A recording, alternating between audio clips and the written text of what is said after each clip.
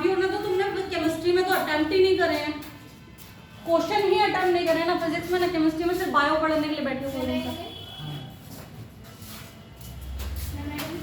जितना परसेंटेज तुम्हारे बायो के क्वेश्चंस का है, अगर उसका 50% मिला के भी तुम केमिस्ट्री और फिजिक्स कर लो ना, तो भी जिनके 300 नंबर है उनके बेड़े पार हो सकते हैं।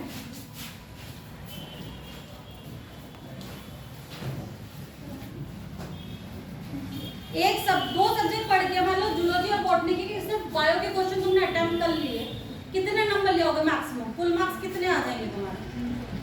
300 आ जाएंगे। इससे ऊपर 300 में कौन सा कॉलेज मिल रहा है किसको? एमएससी एंट्रेंस तो देने नहीं जा रहे ना बायो में, किंतु सिर्फ बायो पढ़ के मेरा पेपर हो जाएगा एमएससी एंट्रेंस का पास। भाई नीट का पेपर दे रहे हो, सिलेबस में तीनों सब्जेक्ट दिए हुए हैं तुम्हें, बराबर मार्क्सों में दिए हुए हैं, एक रेशियो बना के कि हाँ हाँ इतने इतने % का रेशियो है, तो फिर सीरियस क्यों नहीं हो रहे हो? सिर्फ बायो याद करनी है। अगर इतनी बार तो तुम केमिस्ट्री कॉपी पढ़ लो, जितनी बार बायो पढ़ लेते हो तुम्हें केमिस्ट्री याद हो जाएगी, सॉल्व करने की जरूरत नहीं पड़ेगी, मैं गारंटी दे रही हूँ। जितने लगन से एनसीईआरटी की पढ़ते हो ना, तो बायो की पढ़ लो तो 10 बार ऐसे ही केमिस्ट्री की एनसीईआरटी, लाइन टू लाइन अपने आप क्वेश्चन सॉल्व कर दो। बट प्रॉब्लम क्या है, तुम्हें ये पता है कि केमिस्ट्री सॉल्व करने की चीज है, इसलिए मैं क्यों पढ़ूं एनसीईआरटी? बीरबल तुमने करा था टेस्ट पेपर सॉल्व? किया था बाद में सेकंड वाला कितने नंबर आ रहे थे अपने आप में? 120 केमिस्ट्री में 120 आ रहे थे। केमिकल बॉन्डिंग के क्वेश्चन थे सारे, कितने % हुए थे और कितने % नहीं हुए थे? वैसे तो परसेंटेज नहीं, लेकिन मेरे 120 के करीब आ रहे थे नंबर ऑफ क्वेश्चंस बताओ कितने हुए थे लगभग? 45 में से 45 में से हाँ लगभग ऐसी 30 या 31 क्वेश्चन किए थे, सही थे जितने करे थे? नहीं, उसमें माइनस भी हुए थे, थोड़े बहुत तो हुए होंगे, मतलब ऐसा तो नहीं है कि आधे आधे यहाँ पे कुछ होगा तो ऐसा रेशियो चल रहा है, ये सही है और ये गलत है। तुम इस रेशियो के बाद कहाँ जाओगे? खुद को शक्लें कैसे दिखा लेते हो इतना गलत करने के बाद? एक नेगेटिव मार्किंग का पेपर दे रहे हो, अपने आप खुद पे कंट्रोल नहीं रखोगे। अगर यहाँ पे खिलवाड़ में पेपर दोगे ना कि मैम क्या फर्क है, यहाँ का पेपर है वहां थोड़ी ना सब क्वेश्चन कर जाएंगे, तो नहीं चलेगा बेटा काम।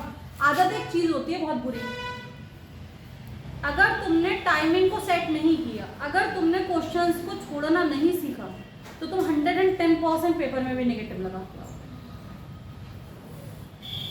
अगर तुम्हें ये नहीं पता इस टॉपिक के क्वेश्चंस मैं बहुत बिना गलती के सॉल्व कर सकता हूँ, इस टॉपिक के क्वेश्चंस मुझे गलतियों से सॉल्व करने हो सीखे, और इस टॉपिक के क्वेश्चन मुझे आते ही नहीं है, तो पेपर कभी टाइम से पूरा नहीं कर पाओगे, पेपर में कभी करेक्शन नहीं ला पाओगे।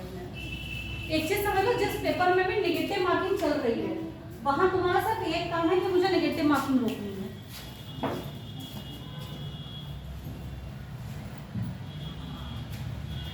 कितने लोग रिपीटर हो?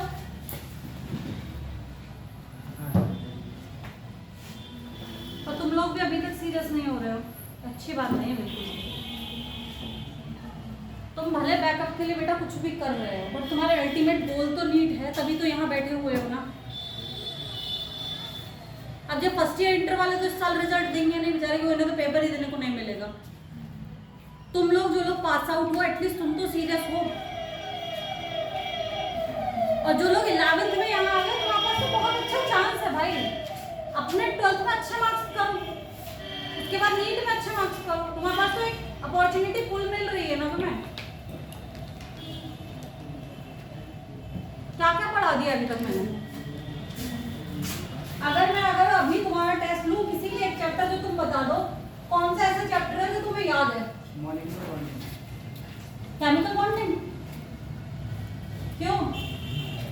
किसने बोला है केमिकल बॉन्डिंग? आपने बोला है? पदान बता दो मुझे बस, पदान का रूल बता दो बस, क्या था?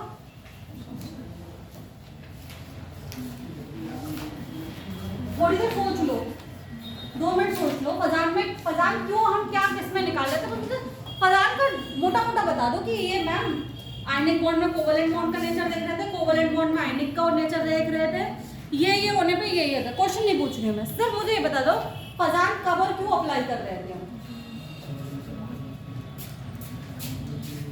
काहे की केमिकल बॉन्डिंग सॉल्व कर लोगे बताओ तो। आजा फजान काहे के लिए यूज कर रहे थे बेटा हम? आयनिक बॉन्ड्स में कोवेलेंट परसेंटेज निकालने के लिए यूज कर रहे थे। इससे हम इतना ही पूछ रहे, इससे ज्यादा कुछ नहीं पूछ रहे।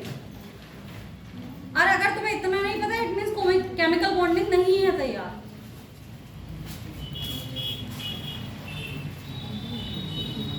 SF6 का जरा बता देना मुझे हाइब्रिडाइजेशन।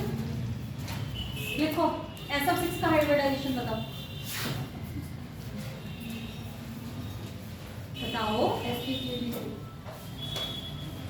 कैसे निकाला?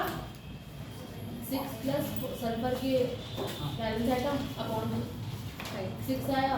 नेगेटिव कितने करे थे?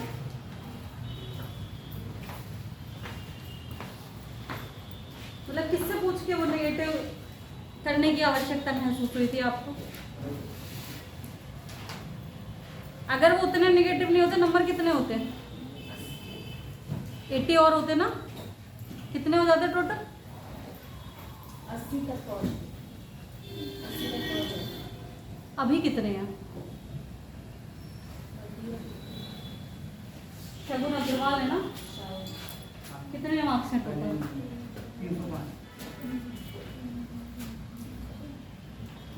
305 नंबर है टोटल तुम्हारे। अगर तुमने ये नेगेटिव नहीं करे होते, जिसमें कि 39 नेगेटिव है, कितने नंबर लेके गया होगा ये तुम्हारे? 60 नंबर लेके। 160 क्वेश्चन।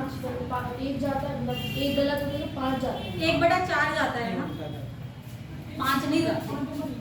तुम्हारे टोटल कितने मार्क्स आते हैं? सुनो, 86 करेक्ट थे, इसको इंटू 4 कर लो, सही है। और इधर कितने कर रहे थे? 39, मतलब लगभग 10 नंबर और कटे हैं तुम्हारे इधर से, सही है। तो जितने ही करेक्ट होते हैं इसमें से 10 नंबर कट के मिले हुए हैं। तो 10 नंबर तुम्हें रैंक कितनी नीचे गिरा रहा है ये बोलो।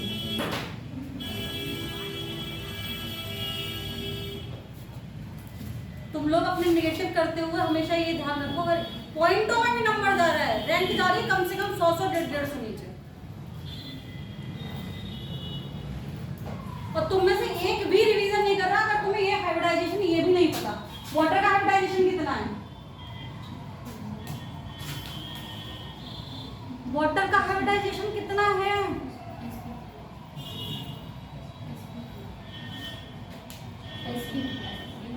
तुम्हें पता है, मुझे पता है। जिसको नहीं पता, मैं ये इतनों को चुप बैठे देख रही हूँ, किसको नहीं पता वाटर का हाइब्रिडाइजेशन कितना है? अमोनिया का हाइब्रिडाइजेशन कितना है? जोर से बोलो, गलत सही जो बोलो बोलो तो यार। शक्ल क्यों देख रहा हो? निकालने में कितनी देर लग रही है?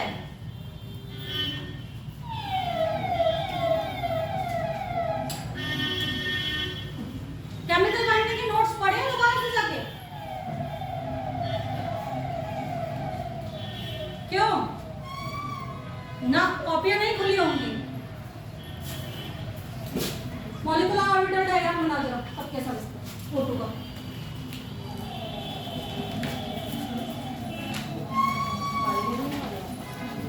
तुम लोग अपने हालात खुद देख रहे हो, कहाँ पे खड़े हुए हो तुम? वाटर का हाइब्रिडाइजेशन तो किसी बच्चे से पूछो, उसे भी याद हो जाता है। sp3 होता है, जिसने 11th और 12th पढ़ा होगा। निकालने की तो जरूरत नहीं है अमोनिया और वाटर जैसे को। तो CH4 का कितना होता है? मीथेन का। अगर तुम लोगों ने प्रैक्टिस जरा सी भी करी होती, इतनी सी थोड़ी सी, तो ये जो 2-4 जो ये लिखे हुए ना, ये तो ऐसे ही याद होते।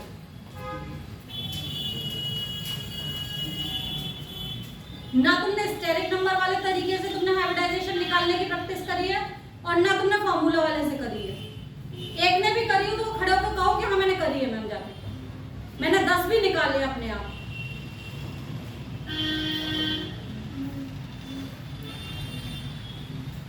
उसके बाद अगर कल को फिर से केमिकल बॉन्डिंग आ जाएगी तो बोल दो कि मैम सिलेबस में इस बार तो ये नहीं आनी चाहिए थी टेस्ट पेपर फिर मैं।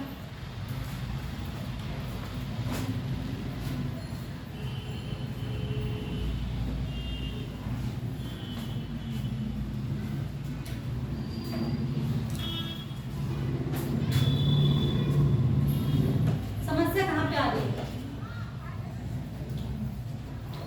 भाई? मेरी तरफ से समस्या हो तो मुझे बताओ कि मैं तुम्हें पढ़ा नहीं रही हूँ। तुम्हारी तरफ से समस्या है कि मैं हम पढ़ नहीं रहे तो भी बताओ। और तुम अगली बार से जितने क्वेश्चन आते हैं सिर्फ उतने करना, तुक्के मत लगाओ। नहीं लगाओगे ना तो 10-5 नंबर ज्यादा ही आएंगे।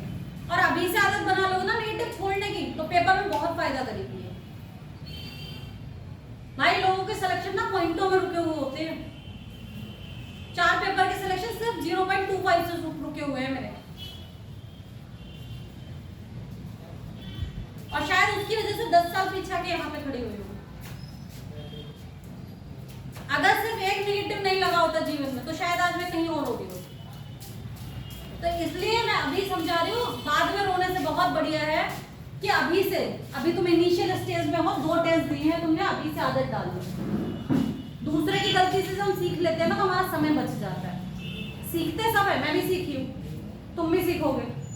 मेरे टाइम पे आके सीखो, उससे अच्छा है अभी सीख लो।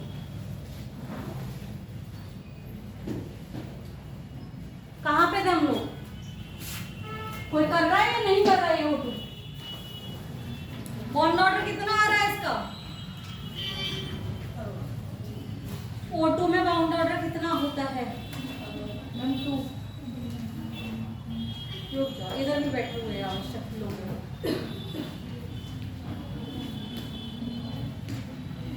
तुम सबको मैं अलग से पढ़ा रही हूँ या इसको अलग से पढ़ा रही हूँ? तुम्हें हिंदी, इंग्लिश, उर्दू, फारसी, जिस लैंग्वेज में प्रॉब्लम हो रही है बोलो तो खड़े होके कि मुझे समस्या यहाँ पे हो रही है। मैं कोशिश तो हमेशा यही कर रही हूँ कि मैं जितना समझाऊँ वो सब तुम्हें हिंदी में समझाऊँ। मैं कौन सी इंग्लिश यहाँ पे बोल रही हूँ? फिर भी अगर दिक्कत है, मैं ये नहीं कह रही कि दिक्कत नहीं हो सकती, अगर है तो एटलीस्ट क्लास में बताओ तो कि मैम मुझे ये चीज अभी भी समझ में नहीं आई है। सिलेबस बढ़ता जाएगा, तुम में से एक चैप्टर खत्म नहीं कर रहे हो।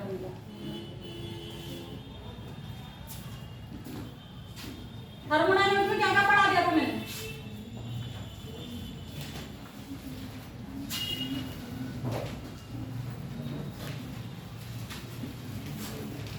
कॉपी खोल के देखने की जरूरत पड़ रही है अभी भी? सिर्फ इतना पूछना पढ़ाया गया क्या है?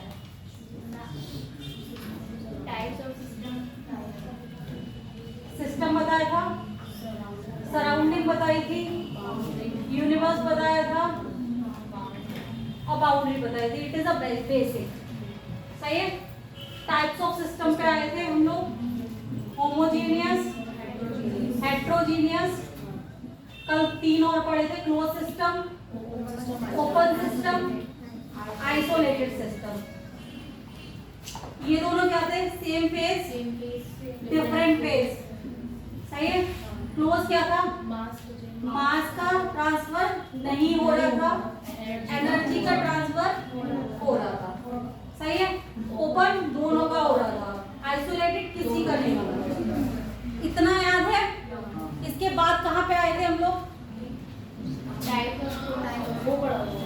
प्रॉपर्टीज पढ़ाई थी, extensive and intensive. Extensive and intensive. Intensive कौन सी थी? जो मास और वॉल्यूम पे डिपेंडेंट नहीं थी। एक्सटेंसिव कौन सी थी?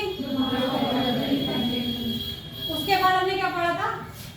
State function and path function. Path function कौन कौन से थे? बाकी सब क्या थे हमारे? State function. पाथ फंक्शन के लिए अगर चेंज निकालेंगे, साइक्लिक प्रोसेस क्या था? सोच समझ कर बोलो। 0 था या नहीं था? 0 हो भी सकता है और नहीं भी हो सकता है, इसके लिए हम क्लियरिफाई नहीं कर सकते।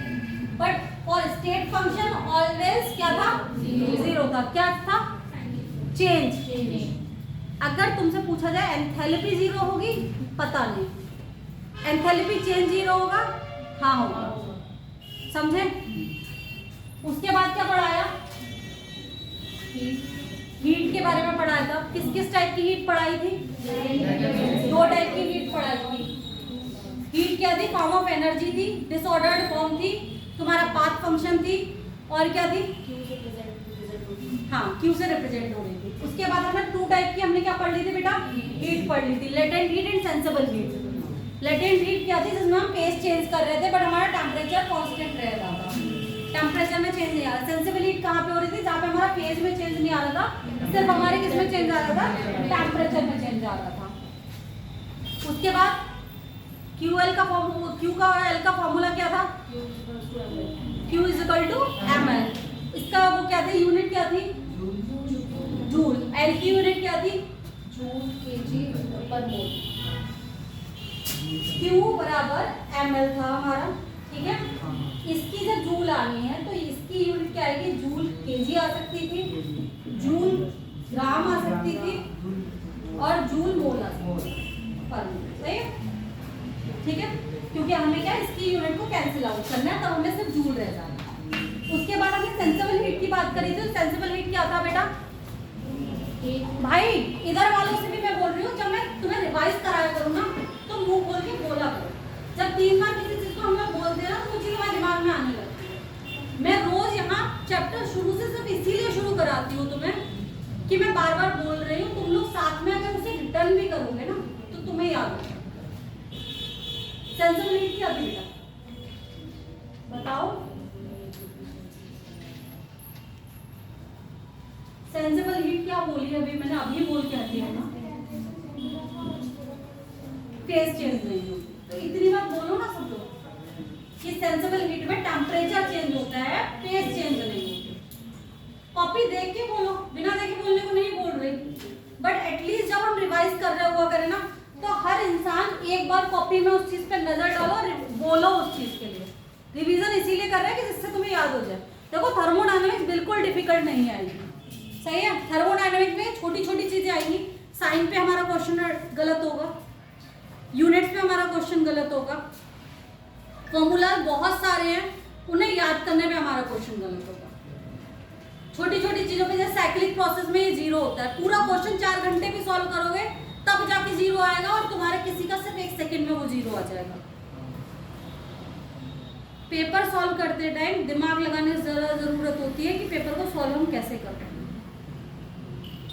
समझ में आ रहा है? बहुत बहुत इंटेलिजेंट बच्चे होते हैं जो क्लास के पेपर्स में बहुत अच्छे नंबर लेके आते हैं बट कंपटीशन में पास नहीं होती है उनकी। एक ही प्रॉब्लम होती है कि पेपर कैसे सॉल्व करना है वो उन्हें नहीं आ रहा होता है, ऑब्जेक्टिव वाला। डिस्क्रिप्टिव पेपर करना है बहुत सही, लिखाओगे तो, बट ऑब्जेक्टिव में तुम्हें क्या चाहिए? क्रैक्स चाहिए हर चीज का। अगर फंडामेंटली तुम्हें चीजें नहीं पता है तो पेपर सॉल्व नहीं होगा कभी भी, जो पूरी थ्योरी लिखनी आती है। क्योंकि इतना टाइम ही नहीं होगा पूरा पेपर सॉल्व करोगे बैठ के। 5 क्वेश्चन करके थोड़ी ना सिलेक्शन होएगा। बोलो कहाँ पे थे? इसके बाद हमने सेंसिबल हीट के लिए क्या फॉर्मूला लिखा था बेटा? सेंसिबल हीट में टेम्परेचर चेंज इंक्लूड हो रहा था ना, तो उसके लिए हमने क्या लिखा था? mc delta T. n की जगह यहाँ पे n भी हो सकता है, ठीक है। n किसे रिप्रेजेंट करता है? मोल्स को, सही है। ये किसे रिप्रेजेंट कर रहा है? सेंसिबल हीट को। ये किसे रिप्रेजेंट कर रहा था? Specific heat. और अगर यहाँ पे मोल आएगा तो ये मोलर हीट को रिप्रेजेंट करेगा। आया ये इतनी चीजें सबको समझ में, ठीक है। अगर मैं आइसोथर्मल प्रोसेस में पूछूं, आइसोथर्मल प्रोसेस में क्या पूछ रही हूँ मैं तुमसे? QS पूछ रही हूँ, तो कितना होगा आइसोथर्मल प्रोसेस में QS? बोलो 0। क्यों होगा 0? Delta T 0, delta T 0। बोलो बेटा क्यों 0 होगा? बोलो, सही बोल रहे, बोलो तो जोर से। हाँ, टेम्परेचर चेंज 0 है, टेम्परेचर 0 नहीं है। चेंज इन टेम्परेचर क्या आ गया हमारा? आइसोथर्मल का मतलब 0 आ गया। टेम्परेचर क्या हमारा? कांस्टेंट। अगर ये 0 आ गया तो ये 0 आ जाएगा। बोला करो, कोई तुम्हें मैं यहाँ क्लास से बाहर नहीं निकालूंगी अगर गलत भी बोलो। और मुझे सिर्फ 4 बच्चों को नहीं पढ़ाना है, इसलिए जिन्हें आ रहा है मुझे सिर्फ उन्हें नहीं पढ़ाना, मुझे तुम सबको पढ़ाना। अगर कहाँ पे थे, सेंसिबल हीट पढ़ ली थी, सेंसिबल हीट के 3 फॉर्मूलाज लिख लिए थे। Same goes to latent heat के लिए हमने 3 फॉर्मूलाज लिखे थे। उसके बाद क्या था बेटा, टाइप्स ऑफ प्रोसेस कौन कौन से थे, isothermal, isobaric, isochoric, adiabatic. Iso isothermal thermal क्या था बेटा ये, टेम्परेचर चेंज, बोलो क्या था, टेम्परेचर कांस्टेंट है, इट मींस टेम्परेचर चेंज 0। यहाँ क्या था, टेम्परेचर 0 था, चेंज इन टेम्परेचर सॉरी हाँ constant and change in temperature 0। उसके बाद हम अगर आइसोबारिक की बात करें क्या था, pressure constant del P, isochoric बोलो, अगर मैं आइसोकोरिक में तुमसे वर्क पूछूं क्या होगा, क्योंकि हमारा वर्क का फॉर्मूला क्या था, माइनस पी एक्सटेंशन और डेल्टा। अगर डेल्टा बी हमारा 0 आ रहा है तो हमारा वर्क 0। अगर कभी भी लिखा हुआ आइसोकोरिक प्रोसेस क्वेश्चन में और आगे तुम्हें कितना भी लंबा क्वेश्चन दे रखा है और उसके बाद पूछा जाए तुमसे वर्क निकाल दो, उसमें सिंपली क्या करना है, 0 ऑप्शन देख के 0 लगा दो, समझे। ऐसे ही कोई भी साइक्लिक प्रोसेस दिया हुआ है और स्टेट फंक्शन दिया हुआ है, तुमसे पूछी गई है क्या आएगा, 0 लगा दो। प्रेशर एक्सटर्नल प्रेशर वैक्यूम लिखा हुआ है या एक्सटर्नल प्रेशर 0 लिखा हुआ है तो वर्क ऑलवेज क्या होगा, 0। Same goes to free expansion, 3 शब्द है इसके लिए, 3 शब्द यूज हो सकते हैं, या फ्री एक्सपेंशन बोलेगा, वैक्यूम बोलेगा या सीधे सीधे पी एक्सटर्नल 0 देगा, समझे। इसके बाद क्या है हमारा, एक एडियाबैटिक। अब एक बार बताओ इनके इंग्लिश और हिंदी नाम किस किस को नहीं पता, विदाउट शर्म सब हाथ खड़ा कर दो कि इंग्लिश में इनके नाम नहीं पता है। इंग्लिश में पता है, जैसे हिंदी इंग्लिश में नहीं पता वो खड़े करना बस, हिंदी में पता है तो अच्छी बात है और इंग्लिश में भी पता, इंग्लिश में पता होना जरूरी है पहले तो। तुम्हें नहीं पता इंग्लिश में, इसे रुद्धोष्म बोल रहे हैं, ये कोरिक है, मतलब ये कौन सा हुआ, समायतनिक, समदाबिक और समतापीय। लिख लो अपने सामने से, जिसको अगर इंग्लिश समझ में नहीं आती। आइसोथर्मल इज समतापीय,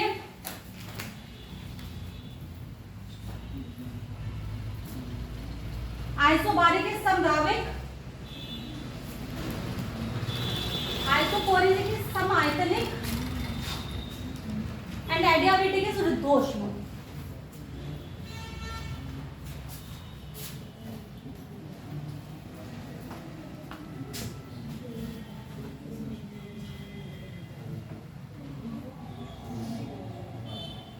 चलो क्लास आगे शुरू करते हैं, वरना आज का सब कुछ छूट जाएगा।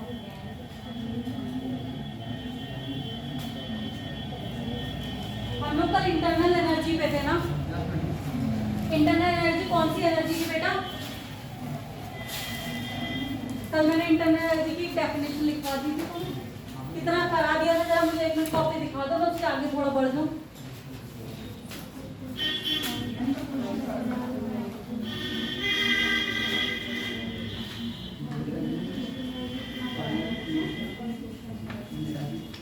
इंटरनल एनर्जी क्या थी बेटा, कि हमारे किसी भी सिस्टम में जितनी भी एनर्जी, जितनी भी टाइप की एनर्जी इंक्लूड होती हैं वो सब हमारी किस में आ जाती हैं, इंटरनल एनर्जी। अब लिखो इंटरनल एनर्जी को रिप्रेजेंट किससे कर रहे हैं हम, यू या हम टोटल इंटरनल एनर्जी या टोटल नहीं निकाल सकते थे किसी भी सिस्टम के लिए, हम क्या निकाल रहे थे, change in internal energy. Change in internal energy क्या होता है, 2 स्टेट्स में हमने इंटरनल एनर्जी निकाली, इट इज ए, इसमें लिखो it is a state system, state function. Internal energy क्या थी हमारी, स्टेट फंक्शन लिखा दी थी, एक्सटेंसिव प्रॉपर्टी है, देखो extensive property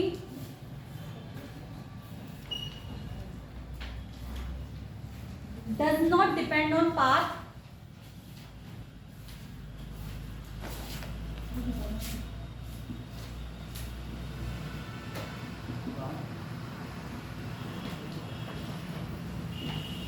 does not depend on path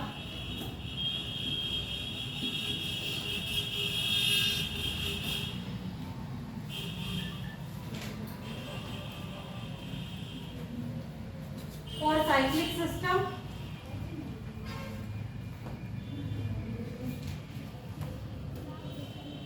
change in internal energy is equal to 0.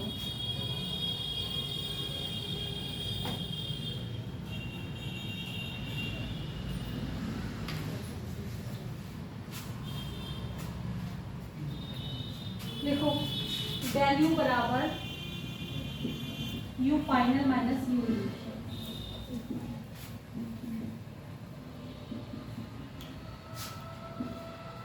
Units जो एनर्जी की होती है सेम ही होंगे इसके भी, जूल कैलोरी लीटर के हिसाब से। क्वेश्चन भी हमने इससे कर लिए थे ना, हम जीरो लॉ ऑफ थर्मोडायनामिक्स पढ़ चुके थे। आज का हमारा टॉपिक है फर्स्ट लॉ ऑफ थर्मोडायनामिक्स। जानो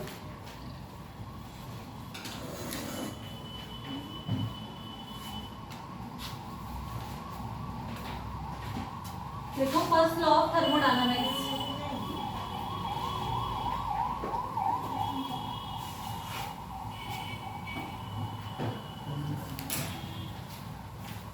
कितने लॉ थे total?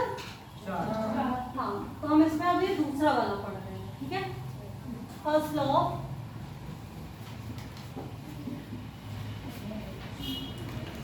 Thermodynamics. First law thermodynamics क्या था बेटा? It is a energy conservation law. इसको हम कहते हैं सिंपल भाषा में ऊर्जा संरक्षण का नियम। इसका मतलब ये क्या है, एनर्जी को कभी भी खत्म नहीं करा जा सकता, ना ही क्रिएट किया जा सकता, ना ही उत्पन्न किया जा सकता है। एनर्जी क्या करती है, एक फॉर्म से दूसरी फॉर्म में सिर्फ चेंज होती है। अगर जैसे कि मान लो अगर हम लोग खेलते हैं, ठीक है, तो हम क्या कर रहे हैं, एनर्जी लॉस कर रहे हैं। हमारे बॉडी से जो एनर्जी निकल रही है वो दूसरी फॉर्म में क्या हो गई, कन्वर्ट हो गई। उसके बाद हमने खाना खा लिया, खाना अंदर गया, फिर हमने अपनी एनर्जी रिजनरेट कर ली, सही है। तो ये सिस्टम है क्या, एनर्जी कभी भी ना तो खत्म हो सकती है और ना ही उत्पन्न हो सकती है। एनर्जी एक फॉर्म से सिर्फ दूसरी फॉर्म में क्या होती है, कन्वर्ट होती है। लिखो इसकी theory.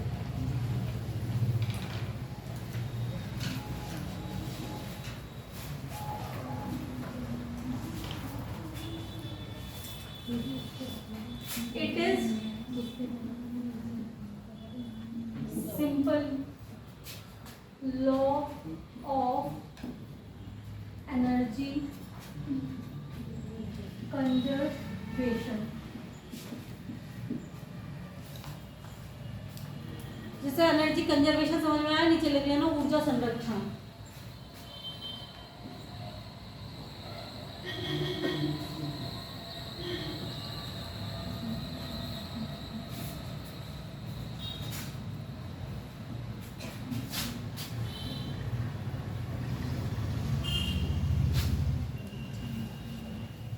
Energy cannot be created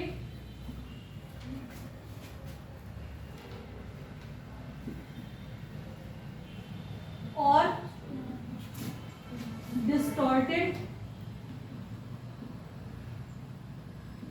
but it can be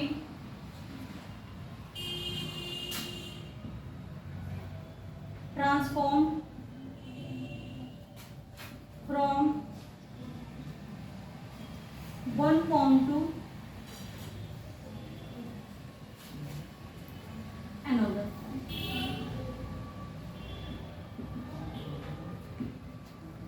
इसका मतलब जो अभी मैंने तुम्हें हिंदी में बताया वही है बिल्कुल, कि ऊर्जा को ना तो उत्पन्न किया जा सकता है, ना ही नष्ट किया जा सकता है। ऊर्जा को एक तरीके से दूसरे तरीके में बदला जा सकता है। लाइक इलेक्ट्रिकल एनर्जी को मैकेनिकल एनर्जी में, मैकेनिकल एनर्जी को इलेक्ट्रिकल एनर्जी में बदल सकते हैं।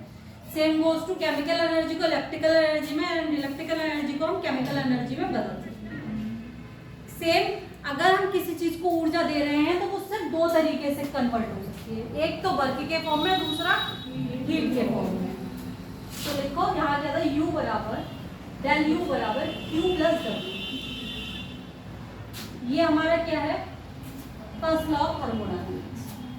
U क्या है, इंटरनल एनर्जी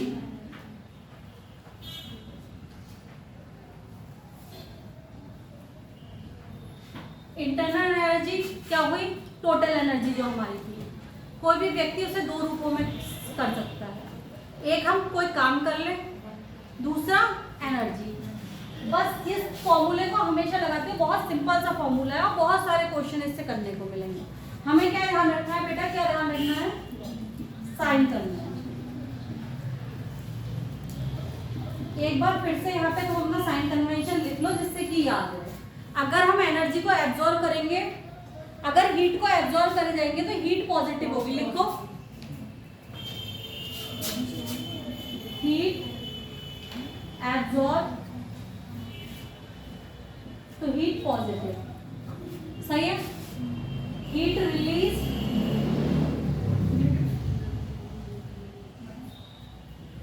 तो हीट नेगेटिव, ठीक है। ये तुम्हारा हीट के साइन कन्वेंशन है। अब वर्क का लिखो, work done by the system is negative, work done by the system is negative, work done on the system is positive. मतलब अगर काम सिस्टम के द्वारा करा जाएगा तो क्या है, पॉजिटिव है, और सिस्टम पर करा जाएगा तो क्या है, नेगेटिव। हिंदी अंग्रेजी दोनों में समझ में आ गया? क्यों? अगर सिस्टम के द्वारा करा जाएगा तो नेगेटिव है, तो हो सकता है, सॉरी फ्लो में निकल गया। Work done by the system is negative, work done on the system is positive, सही है। अब एक क्वेश्चन लिखो बेटा, लिख लिया, मिटा दूं मैं इसे। A system absorb 3 joule of heat, 300 joule of heat, 300 joule of heat and does a work of 50 joule. What will be the change in internal energy? 50 बेटा, सॉरी 50 जूल का काम कर रहा है। देखो हीट तुम्हें दी हुई है, सॉरी हीट दी हुई है तुम्हें, सॉरी क्यू है, सॉरी हीट दी हुई है हमें 300 जूल और वर्क कर रहा है हमारा 50 जूल, और हमें क्या निकालना है, इंटरनल एनर्जी में चेंज निकालना है। क्वेश्चन पढ़ो, साइन कन्वेंशन यूज करो और आंसर दो। चेंज इन इंटरनल एनर्जी, अगर ये तीन चीजें तुम्हें दी हुई है तो तुम्हें इतना तो समझ में आ गया, फर्स्ट लॉ ऑफ थर्मोडायनामिक्स लगेगा, सही है। फर्स्ट लॉ ऑफ थर्मोडायनामिक्स क्या थी, इंटरनल एनर्जी में चेंज जो था वो कार्य और किसके बराबर था, हीट के बराबर। तो अब इसको तुम लगाओ, क्या इसके साइन कन्वेंशन यूज करो कि किसने काम किया है, किसके द्वारा, जो मैंने अभी ये लिखवाए हैं इसके अकॉर्डिंग उसे सॉल्व करो। आंसर कितना आ रहा है वो बताओ। 250 काम किसने किया है, किसने किया है, सिस्टम ने किया है, तो वर्क किस में आएगा, नेगेटिव में आएगा। ऑब्जर्व करी गई है हीट तो पॉजिटिव में आएगी, तो इसका मतलब दोनों के बीच में माइनस का साइन हो जाएगा, तो ये 50 कम हो जाएगा, 250 आंसर हो जाएगा। आया समझ में, सबको आया, नहीं आया करें यार, एक तो ये हटाने का पहले दिन मुझे लग रहा था उस बोर्ड पे पढ़ाना पड़ेगा, अब मुझे लग रहा है इस बोर्ड पर कटन जाता है इस पे पूरी मेहनत। हमारा डब्ल्यू बेटा कितना दिया हुआ था बोलो 50 जूल सही है। हाँ मैडम। और क्या था work done by the system था work done by the system था तो ये W क्या हो जाएगा W बराबर -50 जूल हो जाएगा ना हो गया ना सही। हीट कितनी थी हमारी 300 जूल थी एब्जॉर्ब कर रही थी सही है। तो Q किस में आएगी बेटा पॉजिटिव में ही आएगी मतलब 300 जूल ही रहेगी। फर्स्ट लॉ ऑफ थर्मोडायनेमिक्स क्या था डेल्टा U बराबर Q प्लस W था विद साइन लगा लो W कितना था प्लस का 300 प्लस बीच में लगाओ W कितना था माइनस का 50 प्लस और माइनस गुणा होकर कितना हो जाता है माइनस 300 माइनस 50 बराबर 250 जूल आ गई। अब किसी को इसमें कोई समस्या बची अब एक क्वेश्चन इसी पे उल्टा करके लिख लो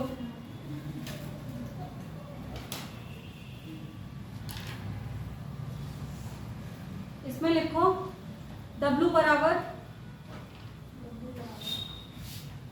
50 joule work done by the surrounding आगे लिख लो ब्रैकेट में work done by the surrounding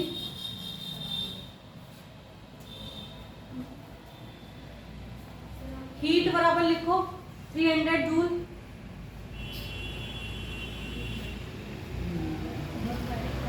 release लिखो इसके आगे और टोटल इंटरनल चेंज बता दो इंटरनल एनर्जी का चेंज बता दो मुझे टोटल इंटरनल एनर्जी में चेंज बता दो।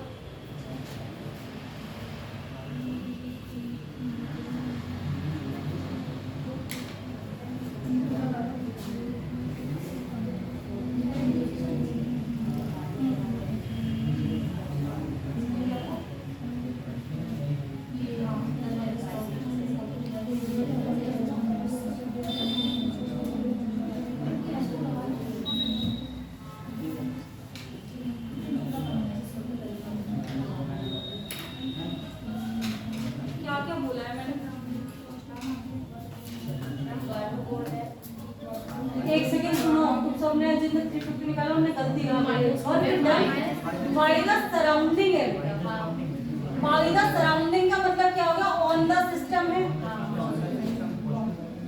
ऑन द सिस्टम हो गया तो वर्क की तरह आएगा पॉजिटिव का 50 आ गया हमारा हीट रिलीज हो रही है तो माइनस की 300 जूल हो गई। अब जरा जरा इन्हें फर्स्ट लॉ ऑफ थर्मोडायनेमिक्स में लगाना कितना आंसर आएगा तो जिसके 350 आ रहा है वो कहाँ पे गलती कर रहा था ये देख लो अपना खुद ही क्वेश्चन पढ़ो कि ऑन द सिस्टम है बाय द सराउंडिंग चेंजेस यहीं पे करे जाएंगे सीधे सीधे थाली में परोस के लड्डू नहीं दिया जाता समझ रहे हो। अगर मैं लिख रही हूँ by the surrounding it means on the system है अगर मैं लिख रही हूँ बाय द सिस्टम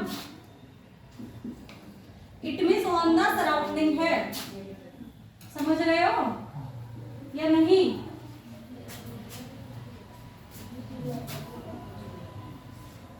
क्वेश्चन की लैंग्वेज समझना सीखो तभी क्वेश्चन सही होंगे। मैं यहाँ लिख सकती थी कि ऑन द सिस्टम सीधे सीधे बट बाय द सराउंडिंग में इसीलिए लिख रही हूँ जिसको तुम्हें दिमाग थोड़ा खुले कि हाँ ये भी लिखा हुआ हो सकता है। आया कॉपी कर लिया तुमने आगे लिखो एक question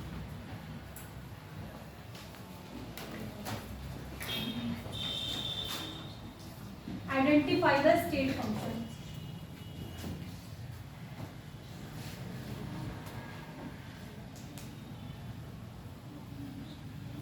identify the state function options हैं तुम्हारे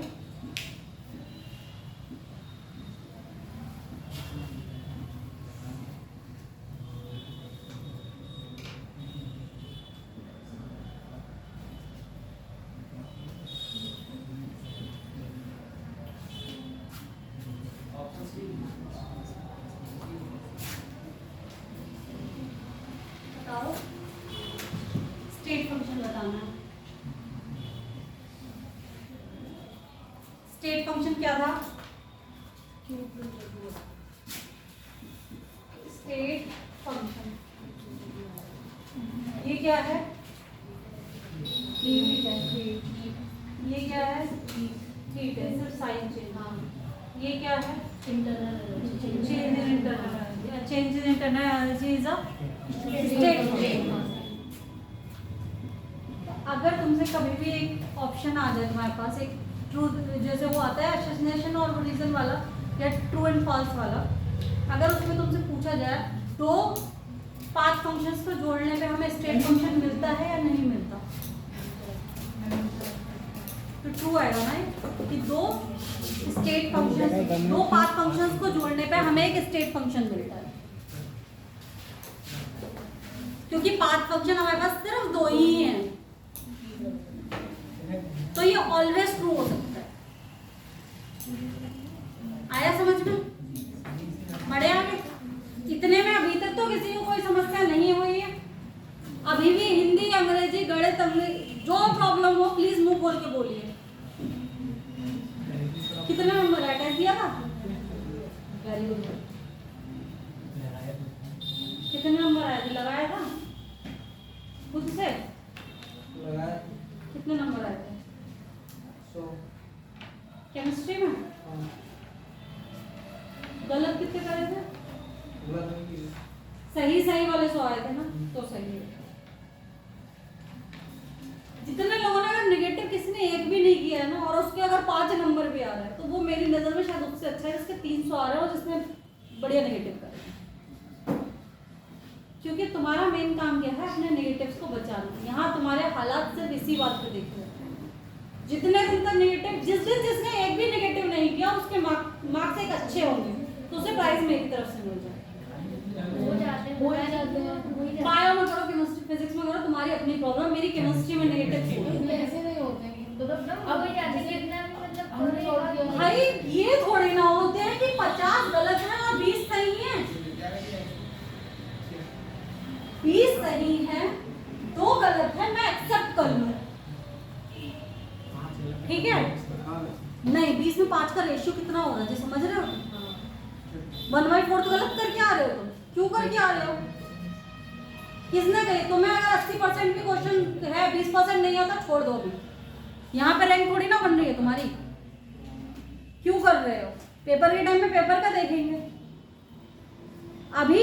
और वो भी एक चीज समझो, अगर पेपर में तुम्हारा बायो का सेक्शन अच्छा आ गया, सही है, फिजिक्स तुम्हारी पढ़ी लिखी आ गई, केमिस्ट्री में चलो तुम्हें ऐसा है कि मेरे यहाँ मैम 20 ही क्वेश्चन हो रहे हैं, तो करो ना। इतना अगर अच्छा आ रहा है तो इसमें तो तुम फिर 20 क्वेश्चन में भी ले जाओगे रैंक बना के। कुछ में लगता है कि हाँ ये है आंसर, बट नहीं होता। जब अच्छे से पढ़ लोगे तो वो ऑप्शंस खराब, तुम्हें 4 जो ऑप्शंस तुम मना कर रहे हो ना, अगर तुम्हें उसका रीजन पता है तो तुम्हारे नेगेटिव्स कट जाएंगे। तुक्के लगाने बंद कर दो। जब क्वेश्चन अगर छुप कर रहे हो तो तुम्हें ये पता होना चाहिए ये ऑप्शन इसलिए है, तो साथ में ये भी पता होना चाहिए ये ऑप्शन इसलिए नहीं है। Practice makes a man perfect. सिर्फ प्रैक्टिस करोगे ना, बहुत सारी चीजों टिप्स पे याद हो जाएंगी, जिन्हें सॉल्व करने की जरूरत ही नहीं पड़ेगी हमें पेपर में, हमें याद होंगे। मेरे को नेट के टाइम पे एटलीस्ट कम से कम 6-7 चैप्टर्स ऐसे थे जिनके पीवाईक्यूज ऐसे रटे हुए थे, तुम ऑप्शन भी मत दो। पूरी इनऑर्गेनिक ऐसे रटी हुई थी, ऑप्शन ही मत दो, मैं आंसर दे देती हूँ। और वो आती सिर्फ इसी से कि भाई करने पड़ेंगे 25-30 बार, एक बार में किसी को नहीं याद होते वो चीजें। आप करते रहो ना, अपने आप आपको ऑप्शन देखने की जरूरत पड़नी बंद हो जाएगी। अब मैं तुम लोगों से पूछ रही बटर का हाइब्रिडाइजेशन कितना है, मैं को तुम्हारी कॉपी चेक करने आ रही है, तुम्हें पता है तो बोलो ना sp3 है। अगर मुझे sp3 पता है वाटर का हाइब्रिडाइजेशन, तो मैं पेपर में क्यों सॉल्व करूंगी? कॉमन सेंस लगा। पागल थोड़ी ना, अपना एक टाइम फिर से वो ऑक्सीजन का 6 लिखूंगी, फिर 2 हाइड्रोजन लिखूंगी, इसे अपॉन करूंगी, देन मैं ये करूंगी। क्यों करूंगी भाई? मुझे याद है ये, और मुझे ये कॉन्फिडेंस है करेक्ट है, मैं तो अपना ऑप्शन लगा के आगे बढ़ूंगी ना। मैं तुमसे ये बिल्कुल नहीं कहूँगी केमिस्ट्री रटो मत भाई, समझो बट रटो, क्योंकि पेपर्स में फिजिक्स करनी है भाई। कहाँ से टाइम लेके आओगे? अगर बायो और फिजिक्स केमिस्ट्री भी तुम्हें ऐसी होगी कि तुम्हें घंटे सॉल्व करने में लग रहे हैं। समझ के ऑप्शन सब पता होना चाहिए कि मैं ऐसा कर क्यों रहा हूँ, बट अगर याद है तो उसमें हमारा फायदा है ना, हमें कमी क्या है।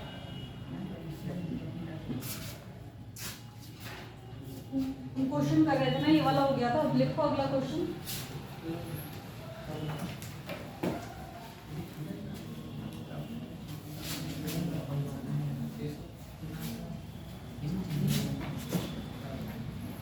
In a process,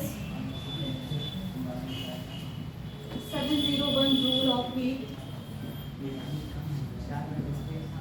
is absorbed by a system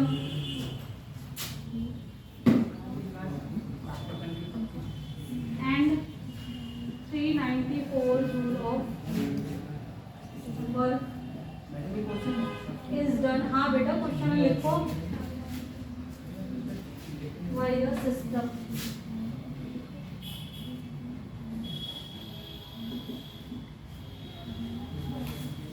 change in internal energy for process। जल्दी 2 मिनट में करो इस क्वेश्चन को सॉल्व, फिर हम आगे बढ़ेंगे।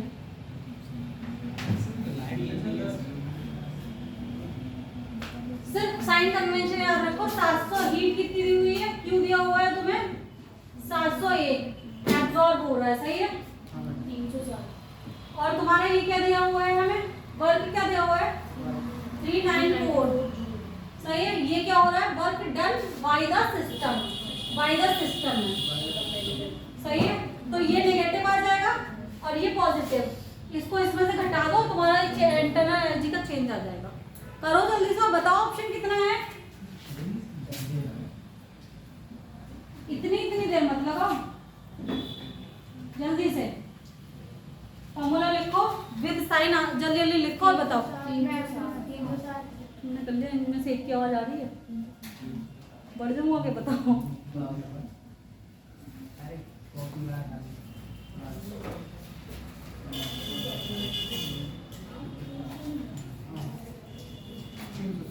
हुआ, बढ़ू, हटा दो इसे,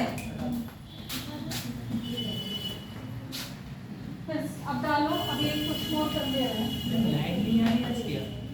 ना, तभी तो ये महीना बस क्या मैं ठंडी पड़ रही है। क्या करता है ये लोग ने, कुछ समझ नहीं, जनरेटर ले आते।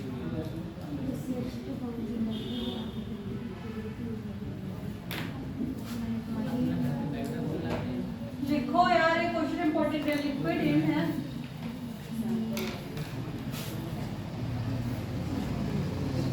अगर कोई भी शब्द समझ में ना आए तो पूछ लेना। सेकंड वाला क्या है? Sample,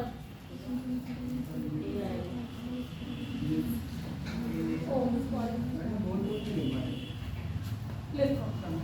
a sample of liquid in a thermally isolated container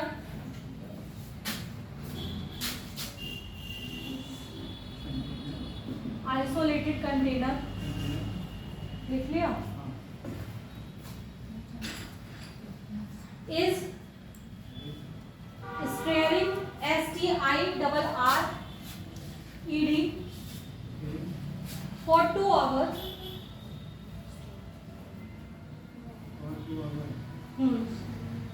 by a mechanical linkage to a motor in the surrounding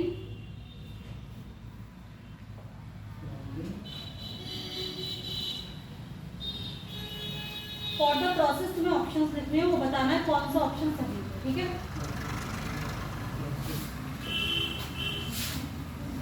मैं एक सेकंड लिख दूं, मैं क्वेश्चन है सबका लिख दिया, मगर मुझे क्वेश्चन थोड़ा सा लिखना तो है ना।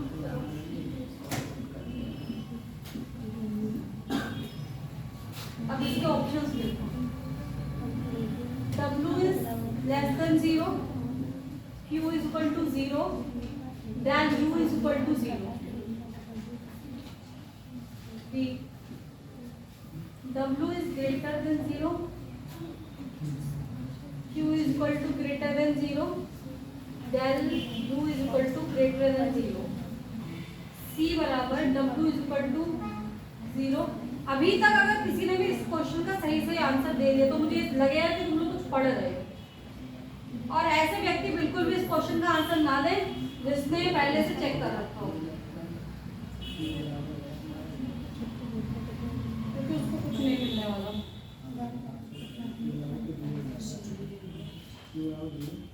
बताओ, ऑप्शन से 4 तुम्हारे सामने, क्वेश्चन पढ़ो, ऑप्शन देखने से कुछ नहीं होगा। क्वेश्चन पढ़ो और अपने हिसाब से W Q U की वैल्यू लिख लो, उसके बाद ऑप्शन से मिला लेना।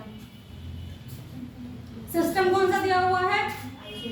Isolated system. Isolated system means energy और मास दोनों ही Q0 होते ही हमारे दो ऑप्शन कट गए, बचे दो ऑप्शन।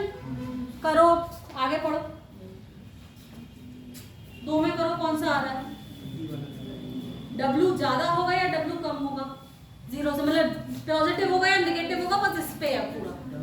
हाँ, पॉजिटिव होगा, ज़्यादा होगा। पॉजिटिव होगा ना, ठीक है। तो लास्ट वाला ऑप्शन हमारा हो गया सर। नहीं, W ज़्यादा इसमें लास्ट वाले में। क्योंकि मोटर के द्वारा मैं सिस्टम पे काम कर रहा हूं। समझ में आया? आइसोलेटेड सिस्टम था, बाहर से एक मोटर लगी हुई है, वो काम कर रही है उस पे, तो पॉजिटिव हो गया। ठीक है, सिस्टम खुद काम नहीं कर रहा, सिस्टम पर बाहर से काम करा जा रहा है, इसलिए W जब सिस्टम पर काम करा जा रहा है तो क्या होता है? पॉजिटिव। जब सिस्टम के द्वारा काम करा जा रहा होता है क्या? आ गया समझ में? अगर ऐसे क्वेश्चंस आएंगे बन के तो कर लोगे। सिर्फ क्या ध्यान रखना था, क्योंकि यहाँ पे हमें एक आइसोलेटेड सिस्टम दे दिया था, it means change in heat 0 हो जाएगा। जैसे ही वो 0 होगा वैसे ही हम U और W में ही रिलेशनशिप रह जाएगा, तो दो तो हमारे कैंसिल आउट हो गए थे। बस आगे बढ़ो, अब डालो types of thermodynamical process. Types of thermodynamic process. अब हम लोग जो हमने छोटी छोटी चीजें पढ़ी थी, क्या पढ़ी थी? जैसे आइसोथर्मल में टेम्परेचर कांस्टेंट था, अब उसके फंक्शंस पढ़ेंगे कि अगर टेम्परेचर कांस्टेंट हो तो इंटरनल एनर्जी पे क्या फर्क पड़ रहा है, वर्क पे क्या फर्क पड़ रहा है, ऐसी वाली चीजें। सही है?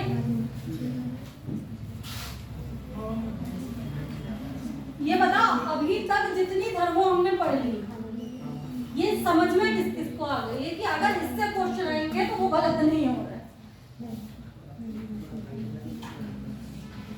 हेमंत, क्या हाल चाल है? हाँ, अभी समझ में नहीं आई है। अगर तुम्हें फर्स्ट थर्मोडायनामिक लॉ तक भी तुम मुझे ये बोल रहे हो कि प्रैक्टिस करनी पड़े, 3 दिन से रोज तो मैं रिवीजन करा रही हूँ, क्या छोड़ रही हो? सवाल पढ़ने की अलग चीज है, बट तुम्हें कॉन्सेप्ट याद हो गए ना जितने कराए हैं। सवाल क्वेश्चंस करने में तो पढ़ने में ऊपर नीचे होते हैं, सबके होंगे, बट जितना कॉन्सेप्ट समझाया कि कब हीट पॉजिटिव हो रही है, कब वर्क पॉजिटिव हो रहा है, कब सिस्टम स्टेट फंक्शन है, कब पाथ फंक्शन है, ये सब चीजें सबको समझ में आ गई हैं। अब तो किसी को हिंदी, अंग्रेजी, फारसी, पंजाबी का कोई दिक्कत अभी महसूस हो रहा, अभी बता दो। टेस्ट देने के बाद अगर किसी ने कह दिया मैम मुझे हिंदी समझ में नहीं आ रही तो और अंग्रेजी समझ में नहीं आ रही, सर तो मैम उसमें तो बाई लैंग्वेज होता है टेस्ट, तब भी तो नहीं आती। अभी पता नहीं कौन कहता मैम मेरी हिंदी में केमिस्ट्री बहुत अच्छी है। अब केमिस्ट्री में हिंदी कहाँ आ रही है मुझे भी नहीं पता। अगर केमिस्ट्री हिंदी में अच्छी है तो हिंदी वाला पेपर अटेम्प्ट करा, अंग्रेजी वाली तरफ मुंह करके देखने की जरूरत नहीं है। कम से कम क्वेश्चन तो सही करके आओ, उसमें जो थोड़े ना हम इंग्लिश पढ़ के करके आए, हिंदी पढ़ के करके आए। चलो डालो isothermal process, types of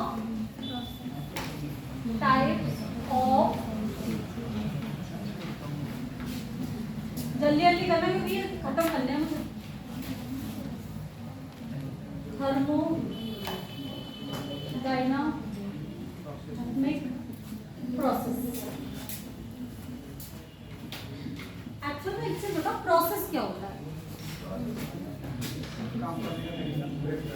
process ऐसा वो होता है जिसमें कि हम दो स्टेट्स तक कैसे पहुंचे, एक स्टेट से लेके दूसरी स्टेट तक हम किस तरीके से पहुंच रहे हैं, वो चीज़ हमारी क्या कहलाती है, प्रोसेस कहलाती है।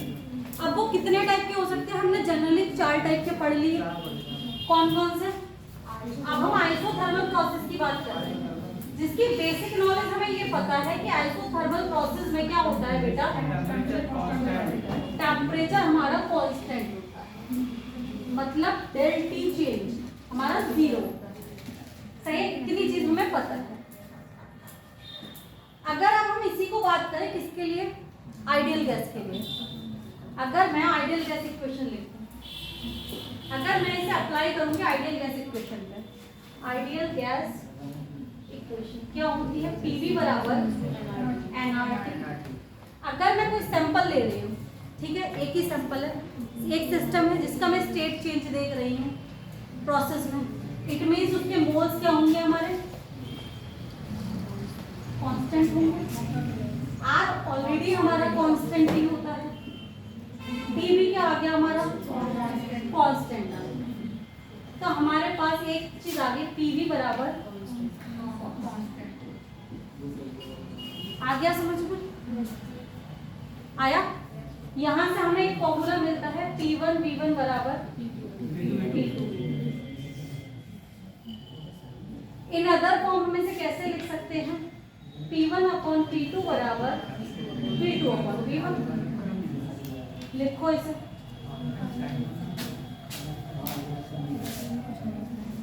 देखो कुछ फॉर्मूलाज को मैं बिल्कुल भी ड्राइव नहीं कराऊंगी, सिर्फ लिखाऊंगी, और ऐसा तुम्हें याद कर लेना कि तुम्हें डेरिवेशन से कोई मतलब नहीं है।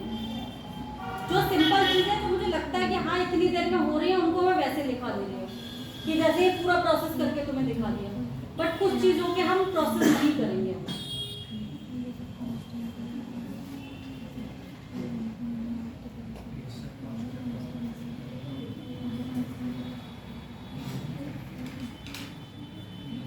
यहीं पे एक जगह लिखो, change in internal energy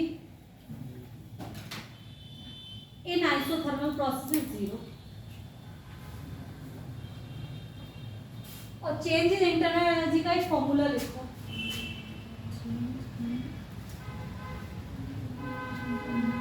change in internal energy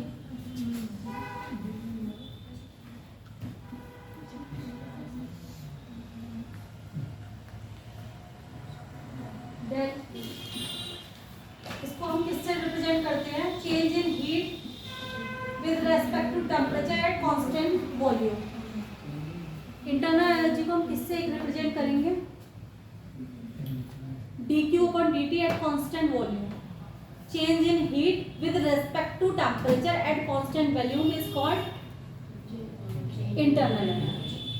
अब हमने इसका एक फॉर्मूला पढ़ा था,